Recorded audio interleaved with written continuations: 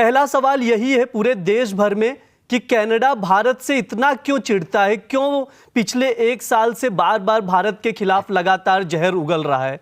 देखिए, ये कनाडा के चिढ़ने की बात नहीं है। कनाडा के साथ हमारे संबंध 1984 तक काफी अच्छे थे। 1985 में 1984 में जब मिसेस गांधी की हत्या हो गई और उसके बैकलैश के तौर पे दिल्ली में सिखों को मारा गया, उसके बाद से सिख सेपरेटिज्म वाले के समर्थक जो थे, सिख के जो आतंकवादी या अलगाववादी थे, वो काफी ज्यादा कनाडा शिफ्ट हो गए और वहां से कनाडा को यूएस से अपना ऑपरेशन कर दिया। सबसे बड़ी इसमें परेशानी तब आई जब 1985 में 20 अक्टूबर जब 23 जून 1985 को एयर इंडिया का विमान कनिष्क जो है कनाडा से उड़ते वक्त उसमें बम फटा और सारे लोग मारे गए।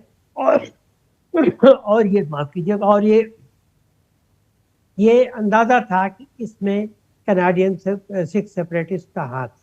लेकिन भारत सरकार के बार बार ढूंढियत देने और गुजारिश करने के बावजूद कनाडा की सरकार ने, जिसके प्रधानमंत्री उस वक्त जो थे वो पीरे ट्रूडो थे, वर्तमान प्रधानमंत्री के पिता, उन्होंने कुछ नहीं किया।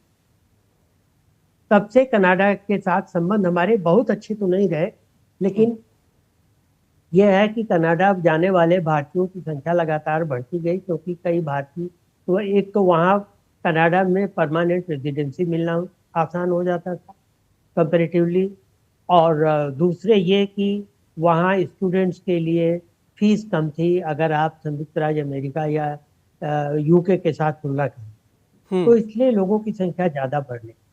लेकिन क्या हुआ कि पिछले 2 साल पहले मेरे ख्याल से वहाँ एक कनाडियन अप्रवासी, भारतीय अप्रवासी जिसके पास कनाडियन रेजिडेंट परमिट थी, निज्जर, उनकी हत्या होती, और उनकी हत्या में बिना कुछ जाने सुने तुरंत ट्रूडो साहब जो वर्तमान प्रधानमंत्री हैं, वो ये आरोप लगा देते हैं कि इनकी हत्या में भारतीय एजेंसियों और भारत के अधिकारियों का हाथ है।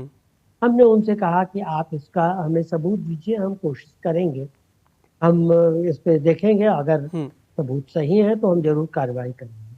लेकिन अभी तक कोई सबूत नहीं दिया गया। चेकोस्लोवाकिया के एक आदमी को चेक रिपब्लिक में एक भारतीय गुप्ता को गिरफ्तार किया गया, ये कहके कि गुप्ता जो है उसने ये सारी प्लानिंग रची थी।